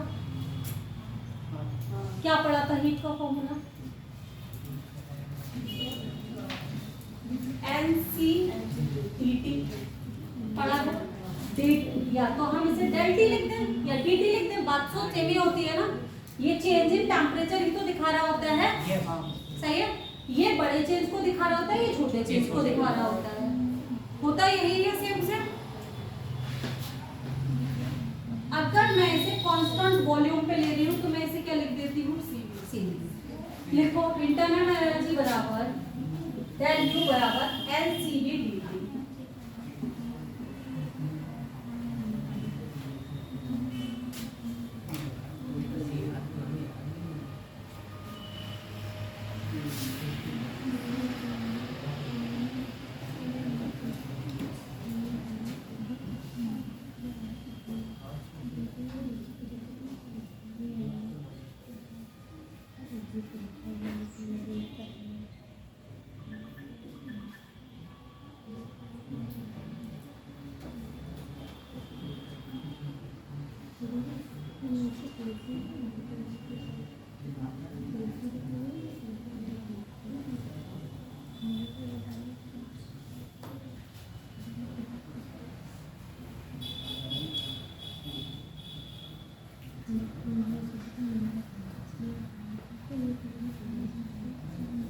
एक चीज देखो, और इसके बाद इतना उतार लिया, यहाँ से हमें क्या पता चल रहा है बेटा, वाले को तुम देखोगे P1/P2 इक्वल टू V1/V2, ये प्योरली फॉर्मूला चल रहा है जिनसे क्वेश्चन आएंगे, सही है। तो दिमाग में अपने उठा के रखो, इन्हें साफ सुथरा करके लिखो एकदम। ये क्या है, इन दोनों में कैसा रिलेशनशिप आ रहा है? Inversely proportional to the V2 upon V1. है आ गया इनवर्स रिलेशनशिप। अगर मैं इनका ग्राफ बनाऊंगी तो कैसा आएगा?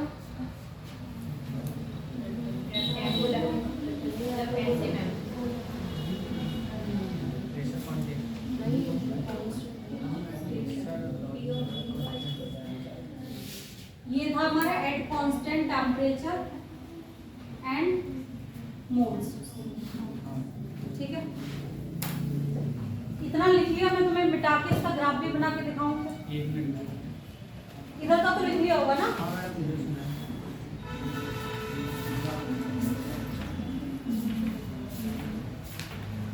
अब इसका ग्राफ कैसे बनता है? तुमने पूरी एनसीईआरटी में पीवी ग्राफ देखे होंगे। पीवी ग्राफ का यूज हम किसके लिए करते हैं बेटा? जनरली बर्फ निकालने के लिए करना होता है पीवी ग्राफ का यूज।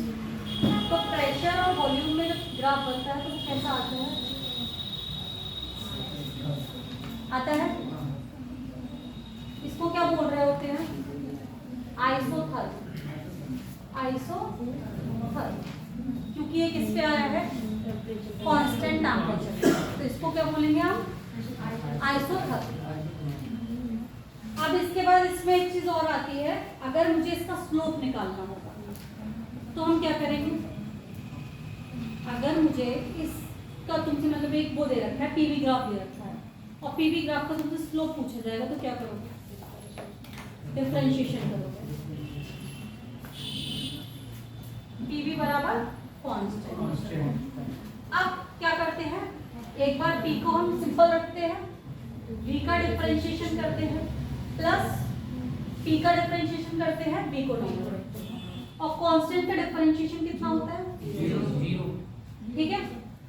अगर अब हमें यहाँ लिखने से निकालना है dp/dv, कितना आ जाएगा? P upon V. p dv बराबर माइनस का p dp हो जाएगा।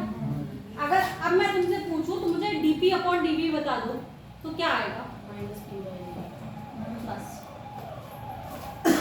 dp/dv।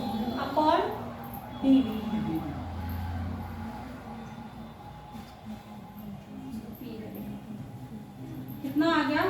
माइनस का p/v, और यही क्या हो जाता है हमारा? Slope of isotherm. और पीवी ग्राफ या आइसोथर्म,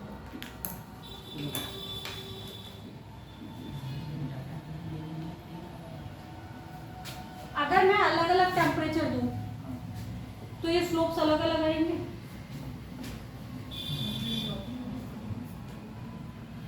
आइसोथर्मल प्रोसेस में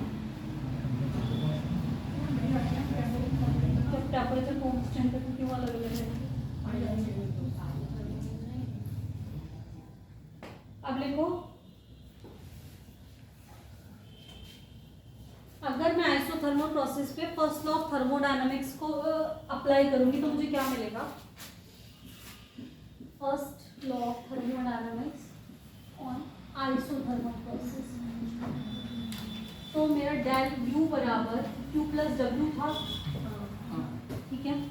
डेल यू क्या हो जाएगा मेरा? 0 हो जाएगा। क्यू बराबर प्लस डब्ल्यू हो जाएगा।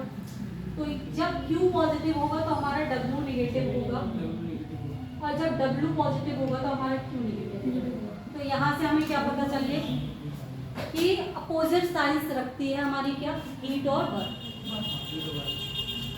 अगर मुझे सिस्टम के द्वारा काम कराना है तो मैं एनर्जी देनी होगी सिस्टम को। सिस्टम एनर्जी अब्सॉर्ब करेगा तभी तो क्या करेगा? काम करेगा।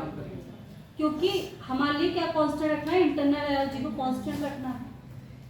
अगर मेरी एनर्जी बढ़ रही है क्योंकि मुझे हीट मिल रही है तो मुझे उसे निकालना भी होगा ना। यही first law of thermodynamics apply हो गया। और जब तुमने इसे कांस्टेंट टेम्परेचर पे रख लिया तो जितना तुम्हें गेन करोगे उतना ही तुम निकालोगे। आया समझ में ये फंडामेंटली सब चीजें कि माइनस साइन क्यों आ रहा था, उन दोनों को डिफरेंट क्यों आ रहे थे हमें। आगे इतनी बात समझ में हर आदमी को आई नहीं आई? चलो दूसरा प्रोसेस डालो, आइसोकोरिक प्रोसेस।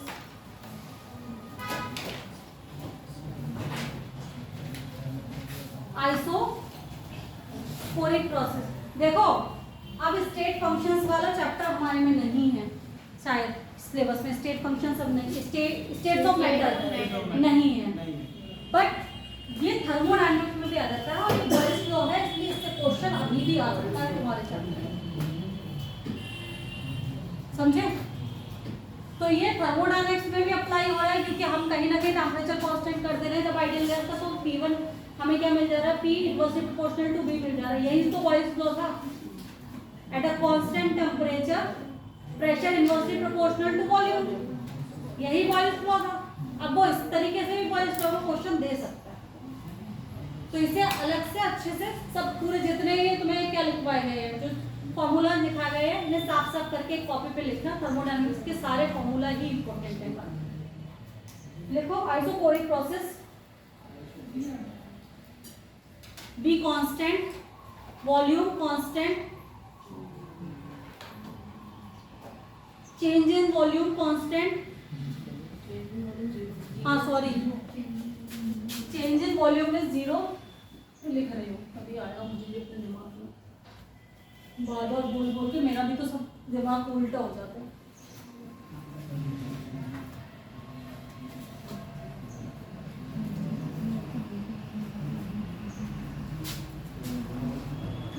आइसोकोरिक की बात कर रहे हैं हम, वॉल्यूम कांस्टेंट है हमारा, चेंज इन वॉल्यूम 0 है। अगर चेंज इन वॉल्यूम 0 है तो वर्क कैसा आ जाएगा, देखो in isochoric process work done is 0।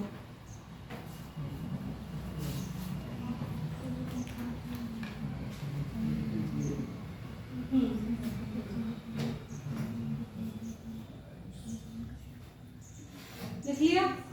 Applying first thermodynamic law, first law of thermodynamics, applying first law of thermodynamics. क्या था हमारा first law of thermodynamics? Internal energy change equal to Q plus W। सही है? अगर मेरा process कौन सा है, आइसोकोरिक, अगर मेरा प्रोसेस आइसोकोरिक है तो मेरा W क्या हो जाएगा बेटा, 0 हो जाएगा। इट मीन्स इंटरनल एनर्जी किसके बराबर हो जाएगी, Q के बराबर हो जाएगी। और यहाँ पे जो इंटरनल एनर्जी मिलती है वो हमें मैक्सिमम इंटरनल एनर्जी मिलती है। देखो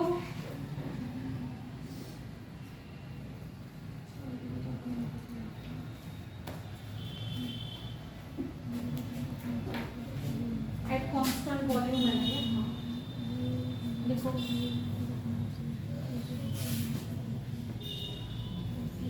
it is maximum value of internal energy।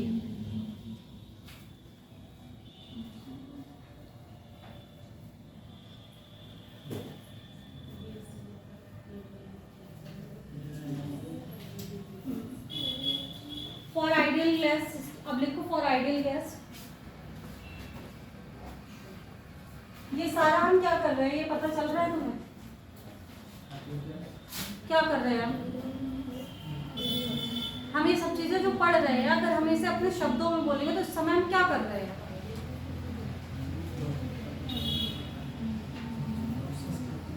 Applications कर रहे हैं सब प्रोसेस की, अप्लाई कर रहे हैं डिफरेंट डिफरेंट चीजों पे, समझ रहे हो? तो लिखो for ideal gas, ideal gas की इक्वेशन लिखो, P V बराबर NR।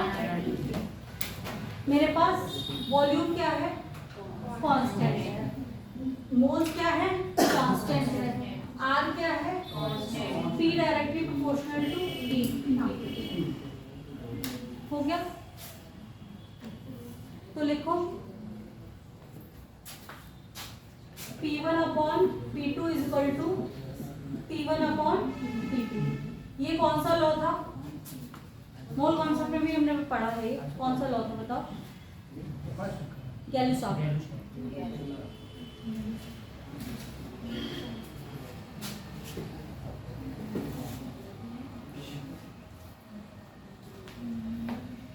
तो ऐसा नहीं कि स्टेट ऑफ मैटर्स निकल गया है तो ये चैप्टर में यहाँ सामने नहीं है। क्वेश्चन आ सकते हैं कि तुम्हें दो चीज़ों का प्रेशर दिए हुए हैं दो तरीके से, एक टेम्परेचर दिया हुआ है, दूसरा टेम्परेचर तुमसे निकलवाया है। दो प्रेशर दिए हुए हैं, एक वॉल्यूम दिया हुआ है, दूसरा वॉल्यूम निकलवाया है। समझे? उसके बाद वही वाला एक फॉर्मूला यहाँ पे लिखो बेटा, internal energy is equal to Q B, और क्यू बी क्या थी? N C V delta T.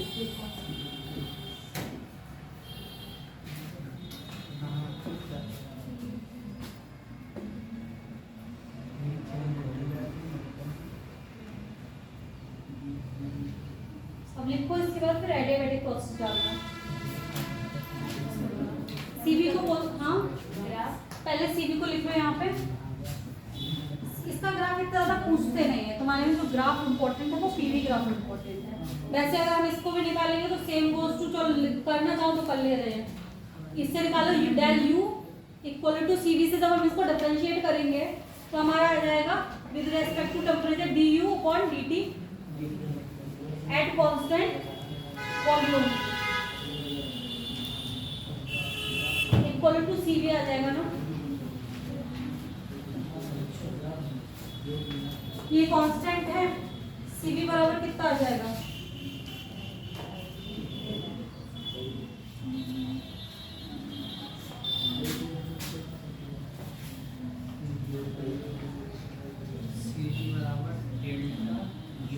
U upon T आ जाएगा ना बेटा। अगर 1 मोल के सिस्टम के लिए कर रहे हैं, अगर सिस्टम 1 मोल को जब हम ऑथेंटिकली किसी चीज को निकाल रहे हैं तो 1 मोल सिस्टम ही लेते हैं। अब देखो adiabatic process, Q is equal to 0, sorry Q is equal to constant heat, constant होती है, चेंज इन हीट क्या होता है? 0 होता है। First law of thermodynamics apply करो इसके लिए।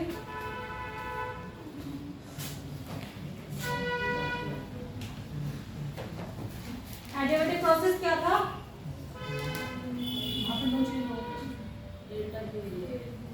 लास्ट में एडियाबैटिक प्रोसेस क्या था? क्या चीज? हीट कांस्टेंट होती है, मतलब हीट ट्रांसफर नहीं होगा।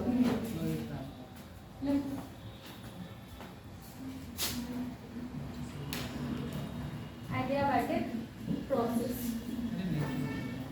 Q is equal to constant, Q is equal to। अब first law of thermodynamics apply करो, क्या आएगा? सही है। तो इसमें क्या हो जाएगा? इसके लिए क्या बोल रही हूँ मैं? Adiabatic process, first law of thermodynamics, first law of thermodynamics, del U बराबर Q प्लस W। Q क्या था बेटा हमारा? 0, तो ये क्या हो जाएगा? सीधे W के बराबर हो जाएगा, और इसे लिखते हैं W एडियाबैटिक। W एडियाबैटिक लिखो, W adiabatic is greater than W isothermal. जब हम इनके ग्राफ बना के प्रॉपर चेक करते हैं, सब चीज पीवी ग्राफ बनाते हैं, तो W जो एडियाबैटिक प्रोसेस का आता है वो ज्यादा आता है किससे? आइसोथर्मल। बट बाकी सब चीजें जो स्लोप निकाल लो या कुछ भी निकाल लो, उसका आइसोथर्मल का ज्यादा आता है, सिर्फ W ज्यादा आता है किसका? एडियाबैटिक।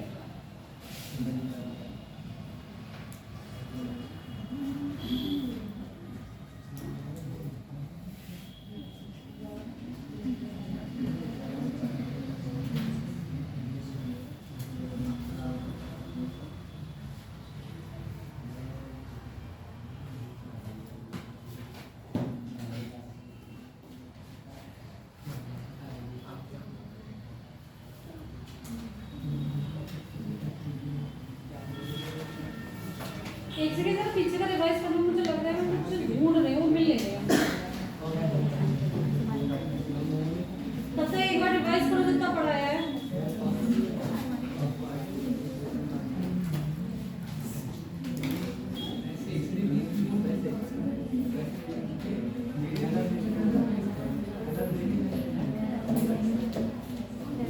अच्छा हाँ, अगर एडियाबैटिक प्रोसेस में सिस्टम वर्क डन करेगा, work done by the system होगा, सही है। अगर work done by the system हुआ तो W वो क्या आ जाएगी, इंटरनल एनर्जी चेंज में नेगेटिव आ जाएगा। Work done by the system में क्या हुआ,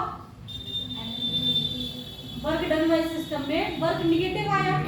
अगर मेरा वर्क निगेटिव आया तो इंटरनल एनर्जी चेंज भी हमारा क्या आया, नेगेटिव। इसका मतलब क्या हुआ, इसका मतलब टेम्परेचर डिक्रीज हो रहा है ना, क्योंकि इंटरनल एनर्जी जो हमारा अभी तक का फॉर्मूला चल रहा है डेल यू बराबर N C V del T है। Del U directly proportional to,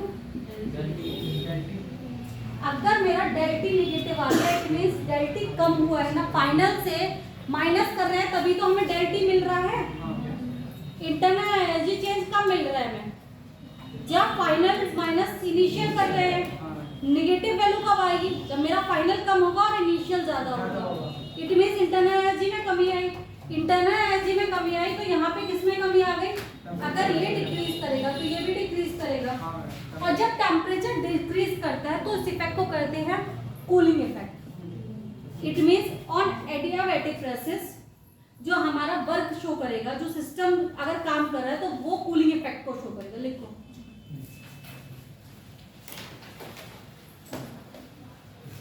in adiabatic process if work done by the system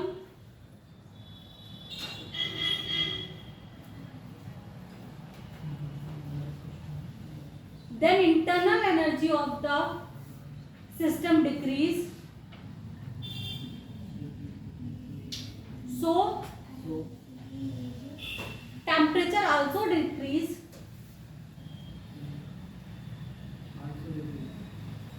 That means system shows cooling effect.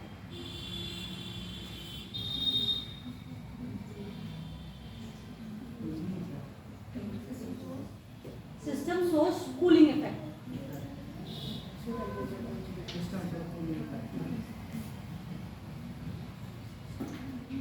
अब इसके बाद डालो एक चीज, फ्री एक्सपेंशन। फ्री एक्सपेंशन और cyclic process को मैं तुम्हें लिखवा चुकी हूँ ना कि डेल यू पे क्या इफेक्ट पड़ेगा, क्यों फ्री एक्सपेंशन में तो लिखवा चुकी हूँ ना, डेल यू पे क्या इफेक्ट पड़ेगा, क्योंकि फ्री एक्सपेंशन में हमारा वर्क जीरो हो जाएगा तो वो यू के सीधे सीधे बराबर हो जाए, तो दोबारा लिखने की जरूरत नहीं है। साइक्लिक प्रोसेस वाला भी लिखा चुकी हूँ है ना, कि साइक्लिक प्रोसेस पे थर्मोडायनामिक लॉ पे क्या इफेक्ट पड़ रहा है, लिख लिया है ना। अब लिखो आइसोबारिक प्रोसेस।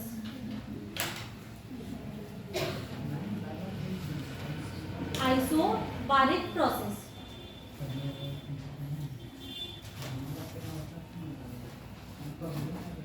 आइसोबारिक प्रोसेस बेटा क्या होते हैं, ऐसे प्रोसेस जिनमें हमारा क्या होता है, प्रेशर कांस्टेंट होता है। अगर प्रेशर कांस्टेंट होगा तो फर्स्ट थर्मोडायनामिक लॉ करो, उस पे अप्लाई।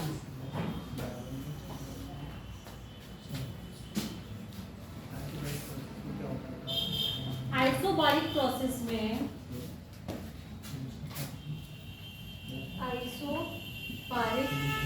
प्रोसेस की बात कर रहे हैं, ऐसा प्रोसेस जिसमें हमारा प्रेशर क्या है बेटा, कांस्टेंट है। डेल यू बराबर Q प्लस W है हमारे पास, है ना। और W को लिखो खोल के, क्या लिखते हो तुम लोग, minus P external V. Delta. तो डेल U बराबर Q minus P del V आ जाएगा। आया? एट कांस्टेंट प्रेशर लिख रहे हैं तो क्यू पी लिख ले रहे हैं हम इसे, जैसे हम उसे क्यू बी लिख रहे थे सेम इसे हमने क्या लिख लिया, क्यू पी लिख लिया। क्यू पी बराबर अगर मैं निकालूंगी तो कितना आ जाएगा, डेल यू प्लस ये आ जाएगा, ये बी है बेटा, सही है। तो क्यूपी को क्या बोलते हैं, हम एक नई यूनिट, एक नया नाम इसके साथ तुम्हारा ऐड हो जाएगा। Heat at a constant pressure is called enthalpy. इसे लिखो, क्यूपी को यहाँ पे इसे हम डिनोट करेंगे डेल्टा एच से। और डेल्टा एच क्या है, चेंज इन एंथैल्पी। तो एंथैल्पी भी क्या हो गई, फॉर्म ऑफ एनर्जी हो गई। क्या हो गई मुरली, समझ में नहीं आ रहा? इस साइड में या इस साइड में तो मुझे एक बार बोल दो ना कि इधर को नहीं लिखना, यहाँ पे लिखो यस। डेल यू बराबर Q प्लस डब्ल्यू था, डब्ल्यू को हमने क्या लिखा, माइनस पी डी वी लिख लिया, और इसको एट अ कांस्टेंट प्रेशर इसने क्यू पी लिख लिया। ये हमारी क्या थी, change in internal energy. QP बराबर हम लिखेंगे, क्यूपी बराबर del U plus P D V. ये इसे हम लोग बोल रहे हैं एक नया change in enthalpy. Delta H लिखो, ये भी एक इम्पोर्टेंट फॉर्मूला है तुम्हारा, इसे लिख रहे हैं change in enthalpy, change in आया। यस। कितने फॉर्मूले अभी तक हमने आज पढ़े,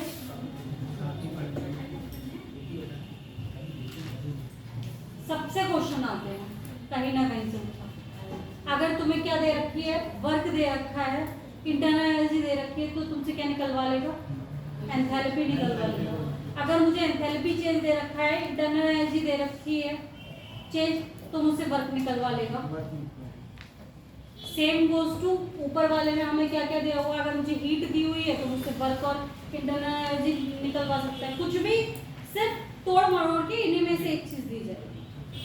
अगर मुझे प्रेशर और टेम्परेचर में दो चीजें दी हुई हैं, ठीक है, वो हमसे कोई भी लॉ लगवा लेगा आइडियल इक्वेशन का, या तो P directly proportional to T वाला लगवा लेगा, या P inversely proportional to V वाला लगवा लेगा। तो इसलिए जितने भी क्वेश्चंस हम लोग कर रहे हैं, इनमें बेसिकली तुम्हें नोट डाउन करके क्या रखना है, इनकी फॉर्मूला सबको सफेद कागज पे एक जगह पे सबको अपने अपने जैसे जैसे लिखा हुआ है जिस टॉपिक का है वो लिखते जाओ और उसे लगाते जाओ, जिससे कि आखिर में सब फॉर्मूला एक जगह पे। अब लिखो, सेम हमने जैसे NCV/dt लिखा था, ऐसे ही इसे क्या लिखते हैं, डेल H बराबर NCP/dt। CP क्या होती है, molar specific heat at constant pressure.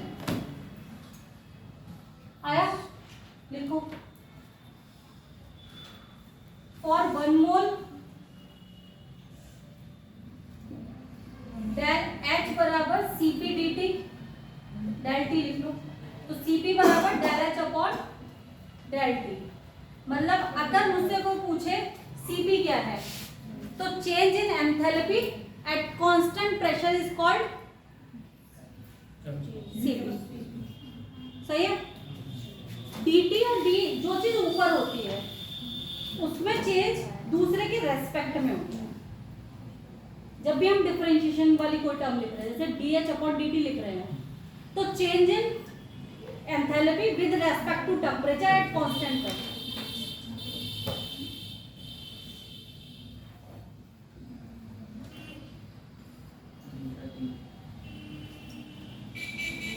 अब इसको आइडियल गैस इक्वेशन पे अप्लाई करो। फॉर आइडियल गैस इक्वेशन ये कर दो, हटा दो, डालो। For ideal gas equation PV बराबर nRT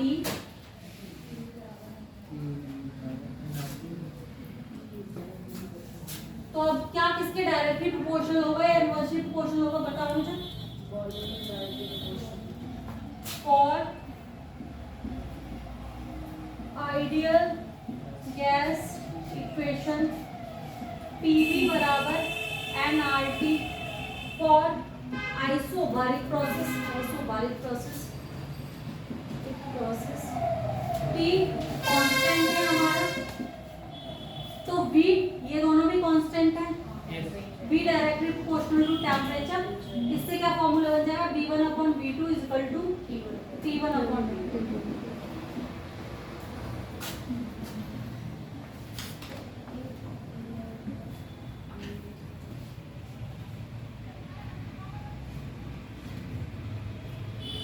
आ गया समझ में?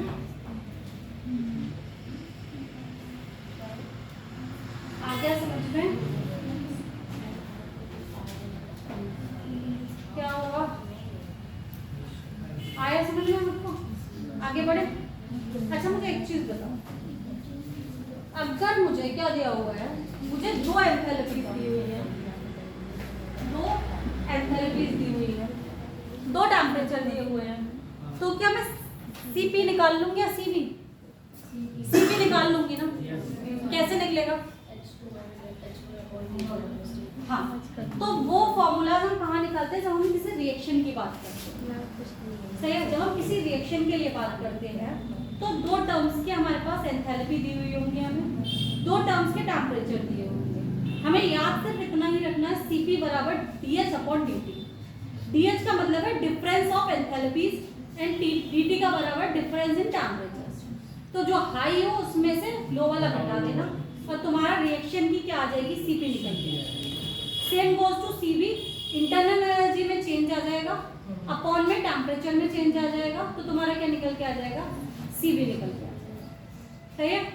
इतना तो कॉमन सेंस यूज कर लोगे या लिखवा दे ये भी? इतना तो कॉमन सेंस यूज करो, क्योंकि अगर सब कुछ याद करने पे जाओगे तो कितना याद कर लोगे। चलो अब डालो रिवर्सिबल प्रोसेस, इसका आइडियल गैस का उस पर इफेक्ट नहीं पड़ेगा ना, कभी भी नहीं पड़ेगा। आइडियल गैस किस किस के कंपोनेंट है, हमारा pressure, volume, temperature and moles. सही? जब जो चीज फंक्शन नहीं है उसको उसका फिर क्या ही इफेक्ट पड़ेगा। लिखो रिवर्सिबल प्रोसेस,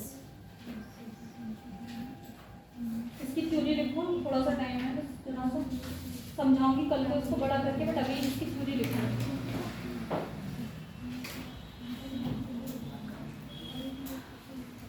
समझाना है ऐसे ही बता दे, चलो लिखो रिवर्सिबल प्रोसेस, देखो थ्योरी मत लिखो, तुम समझो बस इसे है क्या, ये कौन सा मुझे पूछने को आ रहा है। रिवर्सिबल प्रोसेस क्या होता है बेटा, ऐसा प्रोसेस अगर जिसपे मैं एक्सटर्नल फोर्स को हटा दूं वो तुरंत अपनी इनिशियल स्टेज पे वापस आ जाए, वो हमारा क्या कहलाएगा, रिवर्सिबल प्रोसेस। इसका मतलब इसमें जो फोर्स एक्सटर्नली लग रहा है और जो इंटरनली लग रहा है वो लगभग बराबर होंगे। सही है? दूसरी बात, ये बहुत सारे स्टेप में होती है, मतलब इनफाइनाइट स्टेप्स में हो रही होती है, और इतनी स्लो प्रोसेस में हो रही है कि हम इसको, हमें वो चेंज महसूस ही नहीं हो रहा होता है।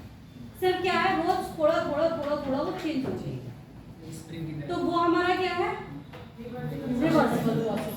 इनरिवर्सिबल प्रोसेस क्या है, इनरिवर्सिबल प्रोसेस ऐसा है जिसमें हमें कम से कम काम करना पड़े और ज्यादा से ज्यादा आउटपुट मिलता है, दैट इज हमारा इनरिवर्सिबल प्रोसेस। इसीलिए क्या होगा, फास्ट स्टेट होगा, क्योंकि अगर मुझे काम करना नहीं पड़ेगा, मुझे उतनी एनर्जी की जरूरत नहीं पड़ेगी, मेरा एक प्रोसेस कट गया तो मैं ज्यादा से ज्यादा जल्दी काम को निपटा पाऊंगी। अगर मैं आधे प्रोसेस को फ्री में कर लूँ, गाड़ी पे बैठ के आधी रास्ता चली जाऊँ, तो पैदल चलने में कितनी ही देर लगेगी मुझे किसी भी डेस्टिनेशन पर। तो सेम यही करता है इनरिवर्सिबल प्रोसेस।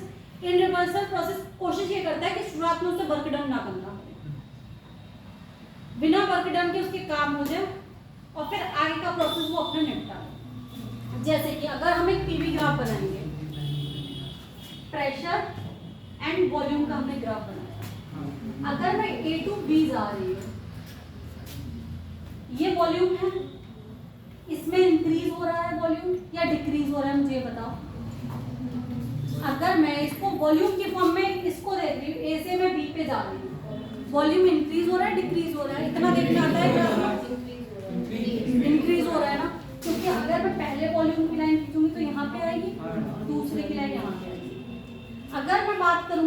इनरिवर्सिबल प्रोसेस के फॉर्म में, तो यहाँ से यहाँ तक इतने स्टेप में ये होगा कि हम गिन ही नहीं पाएंगे। ठीक है, सेम बोल रहा है, मैं इसी को इनरिवर्सिबल प्रोसेस में ले जाना चाहूंगी। तो ये क्या करेगा, सबसे पहले ये वर्क करेगा यहाँ पे। अगर ये ऐसे करके आ रहा है, नीचे आ रहा है, तो क्या ये वॉल्यूम में कोई चेंज कर रहा है? अगर ये वॉल्यूम में चेंज नहीं कर रहा है तो इसका वर्क कैसा हो जाएगा? जीरो हो जाएगा। इट मीन्स इसने इतने प्रोसेस में क्या नहीं किया, काम नहीं किया। इसने क्या किया, यहाँ तक आया और सीधे यहाँ चला। ठीक है, अगर मुझे इसका वर्क डन निकालना है रिवर्सिबल एबी प्रोसेस का, एक इनरिवर्सिबल एबी प्रोसेस का वर्क डन निकालना है, तो किसका वर्क डन ज्यादा होगा बेटा? रिवर्सिबल का, क्योंकि वर्क क्या होता है, area under the PV job.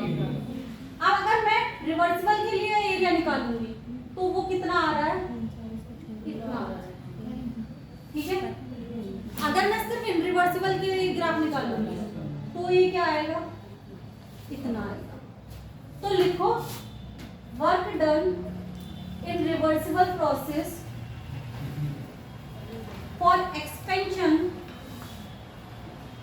expansion is greater than work done in irreversible process.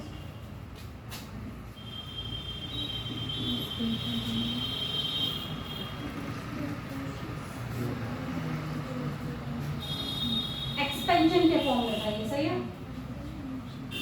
ये कब था, जब हम एक्सपेंशन कर रहे थे। एक्सपेंशन का मतलब जब वॉल्यूम हमारा क्या हो रहा था, बढ़ रहा था। अगर वॉल्यूम कम करना है या कंप्रेशन पे आ जाओ, अगर मेरा कंप्रेशन हो रहा है, सही है, कंप्रेशन का मतलब मुझे इधर से कहाँ जाना है, इधर को जाना है।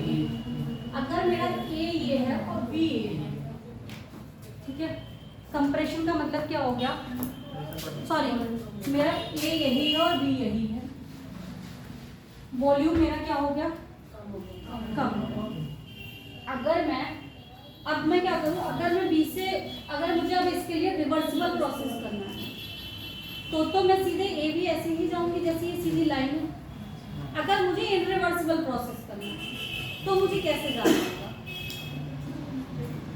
अगर मुझे इसके लिए इनरिवर्सिबल प्रोसेस करना है तो मैं कहाँ से जाऊंगी बेटा, मैं ऐसे जाऊंगी जिसमें मेरा पहले वर्क ना हो। तो मैं पहले क्या करूंगी, ऊपर जाऊंगी, ठीक है, फिर मैं यहाँ पे जाऊंगी, सही है। अब इन दोनों में एरिया किसका ज्यादा आएगा, पीवी ग्राफ में अगर मैं वर्क पूछूं किसका ज्यादा आएगा, इनरिवर्सिबल का ज्यादा आएगा, reversible,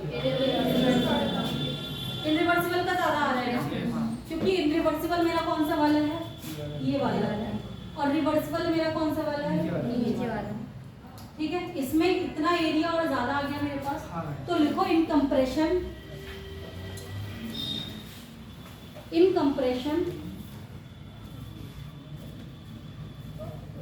work in reversible is greater than work in reversible process.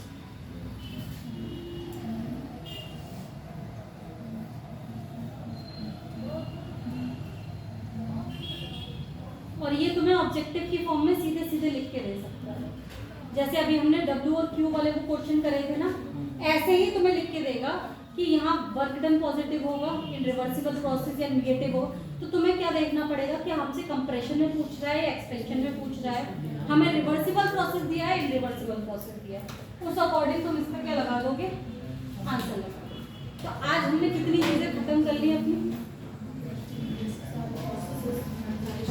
सारे process, first law of thermodynamics, उनकी एप्लीकेशन इतना खत्म कर लिया। आगे चैप्टर्स में हमें बचा क्या क्या है, एक तो अभी हम इसके क्वेश्चन करेंगे, वो बचे हुए हैं। सेकंड लॉ पे तो आएंगे ही, एंथैल्पी नहीं पढ़ोगे उससे पहले, क्वेश्चंस का फॉर्मूला बता दिए, बट एंथैल्पी पढ़नी तो है ना। फॉर्मूला तो यही है एंथैल्पी की, जो मैंने दो बता दिए, कौन कौन से, डेल्टा एच बराबर यू प्लस डब्ल्यू, एक वो वाला, और दूसरा एनसीबी वाला, ठीक है। फॉर्मूला यही दोनों है, मगर अभी हम लोग गैसेस रिएक्शन जब करते हैं तो उसमें फॉर्मूला में क्या चेंज आता है, वो करना होगा। एंथैल्पी कब पॉजिटिव आएगी, कब नेगेटिव आएगी, वो करना होगा, वो सब हम क्वेश्चन करें। उसके बाद हमें एंट्रोपी पढ़नी है, उसके बाद हमें थर्मोकेमिस्ट्री पे आ जाना है, जिसमें हम बॉन्ड डिसोसिएशन एनर्जी, हेस लॉ और बॉन्ड फॉर्मेशन एनर्जी ये सब करना। इसलिए कल थोड़ा फास्ट फास्ट चलो सब लोग, अगर उस क्लास में बैठ जाओ, क्योंकि 2 ही दिन बचे हुए हैं इस चैप्टर को हमें खत्म करना है। और थर्मोकेमिस्ट्री 1 दिन में खत्म हो जाएगी। और कल इतना साथ दे दो कि बस ये वाला खत्म हो जाए, कि तुम्हारे न्यूमेरिकल्स थोड़े से हो जाए, क्योंकि तुम लोग खुद तो करने ना, 2-4 न्यूमेरिकल तो कॉपी में होने चाहिए, वरना तो यही भूल जाओ फॉर्मूला अप्लाई कैसे करना है।